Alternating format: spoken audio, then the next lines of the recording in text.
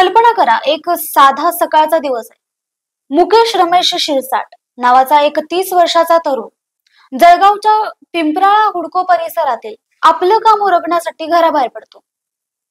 परंतु त्याला कल्पना नसते की हा त्याच्या आयुष्यातला शेवटचा दिवस आहे। नमस्कार, तुम्ही पाहताय पहिला नंबर। पाहूयात या घटनेविषयी सविस्तर। मुकेशने 5 वर्षापूर्वी त्याच परिसरातील पूजा नावाच्या मुलीशी प्रेमविवाह केला। दोघांनी आपल्या आयुष्याचा एक मोठा निर्णय घेतला होता, पण हा निर्णय तिच्या मुलींच्या घरच्यांना मान्य नव्हता। त्यावेळी हे कुटुंबीय नाराज झाले होते।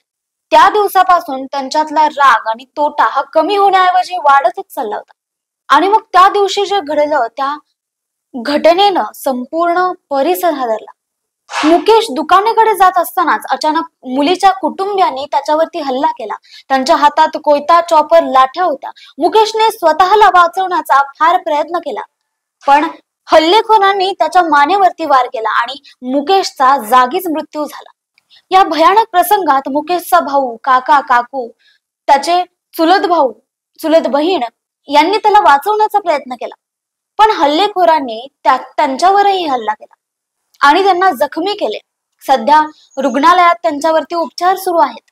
मित्रांनो, ही गोष्ट इथेच थांबत नाही। मुकेशच्या काकांनी सांगितलं की मुलीच्या घरच्यांनी 5 वर्षापासून हा बदला घेण्याची वाट पाहिली होती आणि त्यांनी मुकेशला निर्घृणपणे ठार मारले। या घटनेमुळे परिसरात खळबळ उडाली। पोलिसांनी लगेच कारवाई करत 6 आरोपींना अटक केले, तर उर्वरित आरोपींचा शोध सुरू आहे। मित्रांनो, ही घटना काहीशी सैराट चित्रपटासारखी वाटते, जिथे या घटनेचा किंवा प्रेमविवाहाचा शेवट हा दुर्दैवी होतो। परंतु ही घटना आपल्यासाठी एक धडा आहे। आपल्या समाजात अजूनही राग, असहमती आणि कटुता आहे, याचा विचार करायला हवा। प्रेम करणाऱ्यांनी अशा भयंकर घटनांना बळी का पडावं?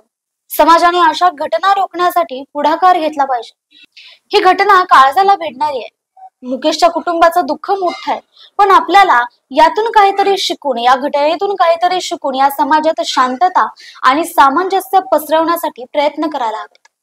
भेटूयात पुढच्या व्हिडिओसह। तोपर्यंत पाहत रहा पहिला नंबर।